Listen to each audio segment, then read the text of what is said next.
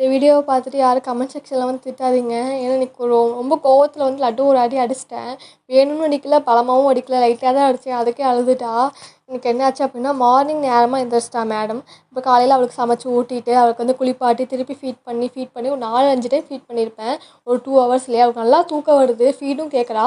Feet பண்ணிட்டு விளையாடுறா, திருப்பி அழுகுறா. தூக்கம் வருது, அவள் கீழே கீழே விழுகிறா தூக்கத்தில்.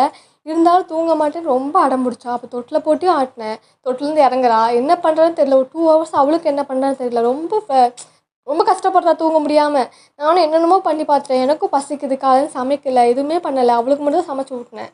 காலையிலேருந்து ஒரு வேலையும் பண்ணலை, ஒரு ப்ரஷ் கூட பண்ணல. மேடம் போய் தூங்காமல் அடம் பிடிச்சி விளையாண்டுருக்காங்க. ஒரு கட்டத்தில் வந்து தொட்டிலேருந்து போட்டு ஆட்டிகிட்டு இருந்தேன். தொட்டிலேருந்து குப்புற விழுந்து விளையாண்டுருந்தா. ஒரு கட்டத்தில் கோவம் வந்துச்சு. என்னடா தூங்கவே மாட்டேங்கிறா அப்படின்னு கோவத்தில் வந்து ஒரு டிக்கிலே ஒரு அடி அடிச்சிட்டேன். அப்போ வீடுன்னு கத்திட்டா. கத்திட்டு கண்ணை மூடிட்டு அழுதா. அப்புறம் கண்ணை மூடிட்டே தூங்கிட்டா. அவள் தூங்கினதுக்கப்புறம் தான் எனக்கு அழுகையே வருது. தெரியாமல் கோவத்தை வந்து கண்ட்ரோல் பண்ண முடியாமல் லட்டு மேலே அடிச்சிட்டோமோ அப்படின்னு பலமாக அடிக்கல, லைட்டாக தான் அடித்தேன். அதுக்கே அழுதுட்டா. தூக்கத்தில் வேறு இருந்தா. அவளுக்கும் என்ன பண்ணுறது தெரில. அவன் மேலே தப்பா இல்லை என் மேலே தப்பான்னு தெரியல.